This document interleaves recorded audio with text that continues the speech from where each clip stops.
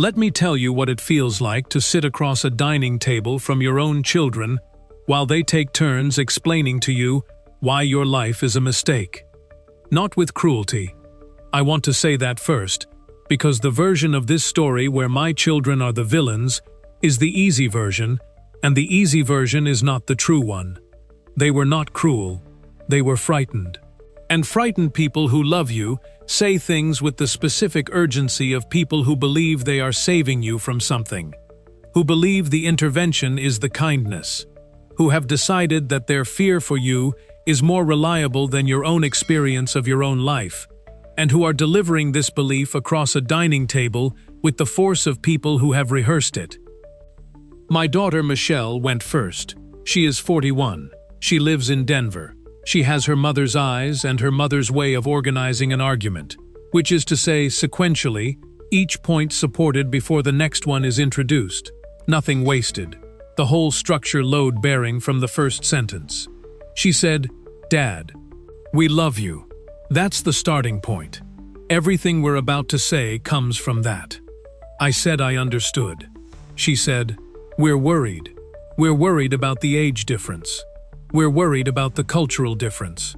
We're worried about what you don't know about her situation and her family's situation.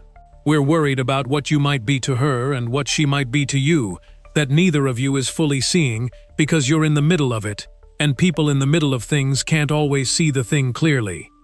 My son Robert went second. He is 38. He lives in Phoenix. He has my build and my stubbornness, and he deployed both of them across the table, with the focused intensity of a man who had been carrying something for a long time and had decided this was the moment to put it down between us. He said, "Dad, she's 28. You're 69. That's 41 years. I don't know how to say this without it sounding like what it is, which is that we think you're making a decision that a man in your position makes when he's lonely, and when someone young and warm and attentive is the first person who has been those things to him in a long time, and he confuses the feeling of that with something more solid than it is." He paused. Then he said, "We've read about this. We've done research. We know what the patterns look like." They had done research. My children had done research on my relationship. They had a folder. Michelle had a folder on her tablet with articles and forum posts and the specific category of internet content that collects the worst-case stories of older Western men and younger Filipino women, and presents them as representative, as the statistical norm, rather than the dramatic exception that gets written about, precisely because it is dramatic and exceptional. I looked at the folder. I looked at my children, and I thought, they love me. That is the true starting point. They love me and they are frightened, and they have a folder, and they are sitting across from me at a table in a hotel restaurant in Cebu City, because I asked them to come and meet Rosa before the wedding, and they have come, which is itself love, the coming, and they have also come with a folder, which is the fear. Let me back up, because none of this makes sense without the man who was sitting at that table. And the man who was sitting at that table did not arrive there cleanly or simply, and the arriving is the story. My name is Joe. I am 70 now, which means I was 69 when the wedding conversation happened, and 67 when I arrived in the Philippines, and 66 when the marriage to my first wife Sandra officially ended, which was the legal conclusion of a process that had been concluding in the other senses for several years before anyone signed anything. I want to be honest about Sandra and the marriage and what it was at the end, because the honesty is directly relevant to why my children had a folder, and why the folder was partially right, and why it was also, in the ways that mattered most, profoundly wrong. Sandra and I were married for 33 years.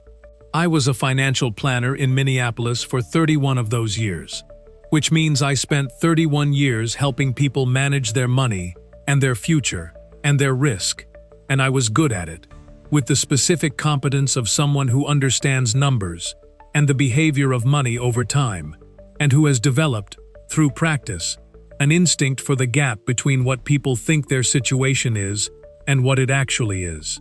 I was good at reading other people's situations. I was not, in the final years of the marriage, good at reading my own. Sandra and I had been good together in the ways that matter in the early decades: the raising of children, the building of the financial architecture of a shared life, the particular companionship of two people who have been through the same things and carry the same references. We had been less good in the ways that become visible when the children leave and the architecture is complete, and what remains is the two people rather than the project the two people were engaged in. And what we found when we looked at each other across the completed project was that we had, somewhere in the building of it, forgotten to maintain the thing the project was supposed to serve. We divorced when I was 66. Mutual, adult, without drama. The kind of divorce that people who have been together for 33 years and who have run out of the thing that kept them choosing each other execute with the specific civilized efficiency of people who respect each other enough to end things decently. Michelle and Robert knew it was coming. They had known it was coming for 2 years before it happened, in the way that children always know about their parents' marriages before the parents acknowledge knowing it themselves. I retired at 67. My pension was solid. My Social Security was solid. My share of the house proceeds from the divorce settlement was solid. By every financial measure I had applied to clients for 31 years, my retirement was well prepared.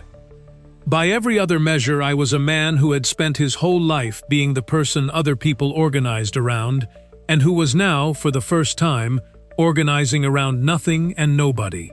In a well-appointed apartment in Minneapolis in January, with no project and no person, and the specific quality of silence that a life full of purpose and people leaves behind when the purpose has concluded and the people have moved on to the next chapter of their own lives.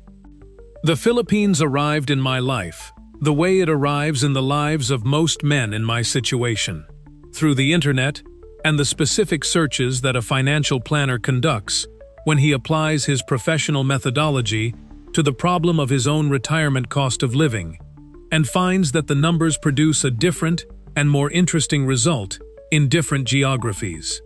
I was methodical. I was thorough. I spent 4 months researching before I made a decision, and the decision I made was to go for 6 months and see. I landed in Cebu City in April. I chose Cebu over Dumaguete because Cebu had the infrastructure of a larger city, and I was, at 67, a man accustomed to the infrastructure of a larger city, and I did not want to overcorrect in the first iteration. I rented a serviced apartment in a part of Cebu called Lahug. I established a routine. I explored. I ate at the places the research had pointed me toward, and I found the food better than the research had promised, and the people warmer than I had been cautious enough to expect, and the life, in the broad strokes of it, genuinely good. I was alone in it. That was the truth of those first months. Good and alone. The alone was not the crushing alone of the Minneapolis apartment, because the city around me was alive and I was in it, and the being in it provided a kind of companionship of proximity that the Minneapolis apartment did not. But I was a man with no people, no one who tracked whether I had eaten, no one whose morning I was part of, no one to tell the things to that accumulate in a day and need somewhere to go. I met Rosa in September. I want to tell you how I met her, because the how is directly relevant to the folder my children brought to the hotel restaurant and to the research they had done, and to what the research was right about and what it was not. I did not meet her on a dating platform. I did not meet her in a bar. I did not meet her in any of the contexts that the forum posts in Michelle's folder were describing, when they described the category of meeting they were worried about. I met her at a community garden project. There is a non-profit in Cebu that works with urban barangays on food security, establishing small community gardens in areas where access to fresh produce is limited, and where the gardens become, over time, not just food sources but community organizing structures.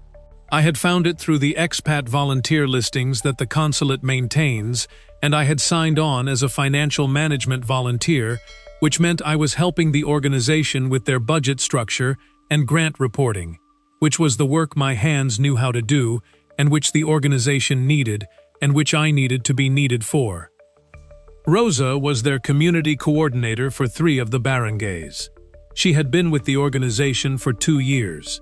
She had a degree in social work from a university in Cebu and was 28 years old and had the specific quality of a person who has chosen work that is hard and poorly compensated because the work is what matters to them and the mattering is not a performance. She was not looking for a foreigner. I want to say that clearly, because the folder my children had was full of stories about women who were looking for foreigners, and the looking was the first chapter of the story, and the rest of the story went in a direction those women had planned from before the looking. Rosa was not looking. Rosa was doing her job, which involved managing relationships between the organization and the barangay leaders, and coordinating the volunteer schedule and doing the specific detailed human work of keeping a community project running on the kind of budget that community projects in that context run on. I was a volunteer. She was the coordinator. We worked together on a budget review for the grant application the organization was filing. We sat at a table in their small office, and she explained the program costs, and I asked the questions that the grant application required answers to, and she answered them with the precision of someone who had been thinking about these numbers for months, and who was glad someone was finally asking about them in a way that would make them useful. She was direct. That was the first thing I noticed, as a thing rather than a feature of the interaction.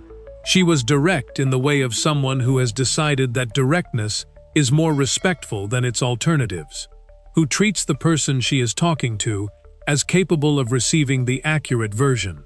She disagreed with me on the budget categorization in the 3rd session, and she said so, specifically and with the reasoning, and she was right, and I told her she was right, and she accepted the acknowledgement without the performance of modesty that would have been false. We talked for 4 months before anything changed. The budget review became a broader financial consulting arrangement for the organization. The consulting meant regular meetings. The regular meetings produced the particular knowledge of another person that regular, honest work together produces, which is more intimate than most social contact, because the work requires truth, and truth is intimating. By January, I knew how she thought. By February, she knew how I thought. By March, we had arrived, through no particular decision, at something that was not the professional relationship and was not yet named. She named it. I want to say that because the naming is relevant, and the folder would have had an opinion about who named it, and the folder would have been wrong.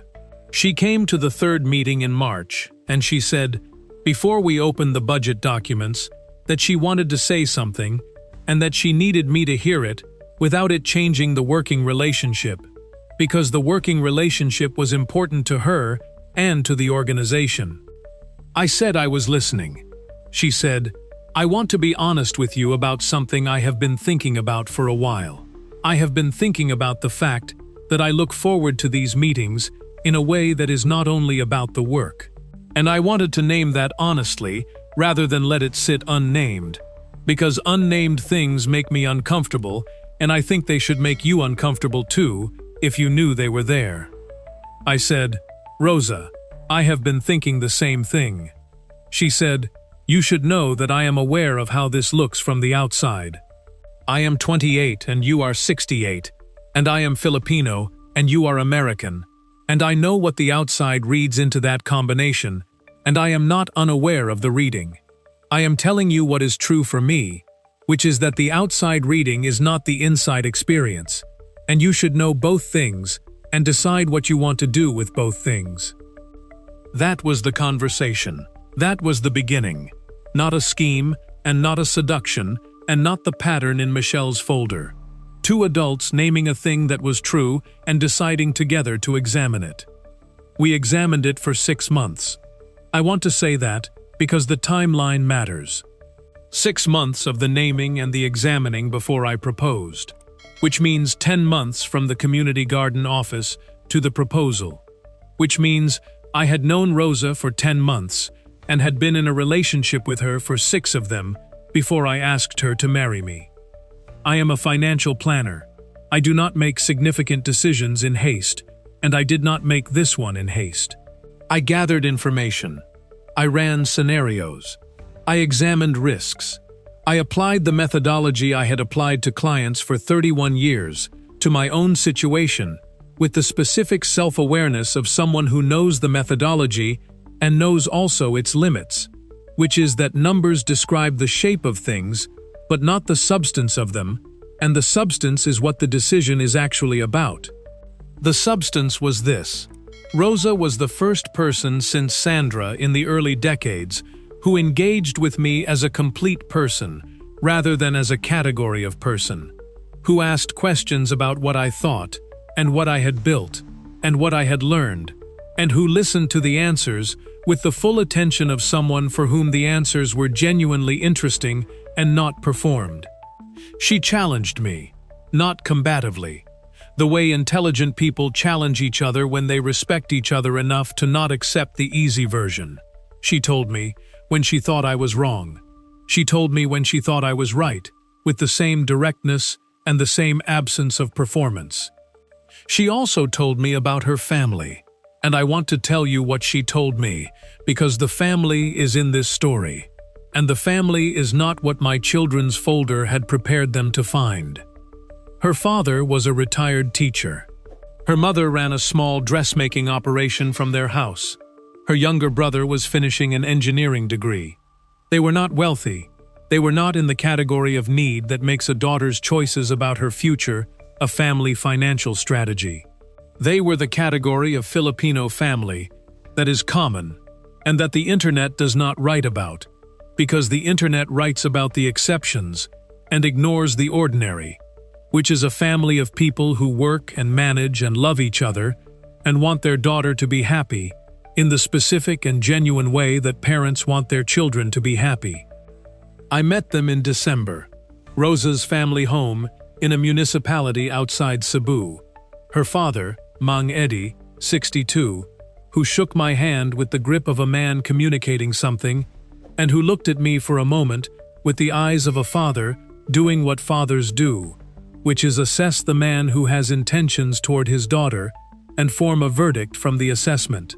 Her mother, Nena, who made food for 3 hours before we arrived, and who pressed food on me with the specific insistence of someone for whom feeding a person is the primary available language of care. Her brother, Jomar, 24, who shook my hand and said in careful English that he had been told I was a financial planner, and that he had questions about compound interest that his economics textbook had not answered satisfactorily.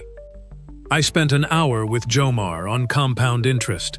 By the end of the hour, Mang Eddie had joined us and had questions of his own about pension structures that he had been managing through the government employee system for 30 years and that he had concerns about. We sat at the kitchen table, the 3 of us, with a notebook and a pen, and I did the thing my hands knew how to do, which was explain financial structures to people who needed them explained. And Mang Eddie listened and asked the right questions, and at the end of the hour he said, in Cebuano that Rosa translated, that I seemed to know what I was talking about. Coming from Mang Eddie, this was, Rosa told me afterward, a significant statement. Mang Eddie reserved that characterization for people who had earned it specifically. I proposed in March, a year after Rosa named the thing in the office. I proposed simply and directly, because Rosa was a person for whom simple and direct was the correct language, and because the elaborate proposal is a performance, and what I was offering was not a performance, but an intention, and intentions do not require staging. She said yes. She said it with the specific quietness of someone who has been considering an answer for a long time and who is relieved to finally give it. I called Michelle that evening. I want to tell you about the call, because the call is where the folder begins. She was quiet for a moment after I told her. The specific quiet of a person receiving information that requires reorientation of a model they were running. Then she said, "Dad, how old is she?" I said, 28. Another quiet. Longer. She said, "Dad, I think we need to talk about this properly. Not on the phone." I said, "Michelle, I think you should come here. Meet her, then talk to me." She said, "I'd like Robert to be there too." I said, "Bring Robert." They came in April. They came with the folder. We sat at the hotel restaurant table in Cebu City, and Michelle went first, and Robert went second, and they told me what they were worried about with the care and the force of people who are doing what they believe love requires of them. I listened to all of it. I want to say that because the listening matters in what happened next. I did not interrupt. I did not defend. I did not perform patience. I actually listened, the way I had listened to Rosa in the budget sessions, with the attention of someone who believes the other person's account is worth receiving accurately.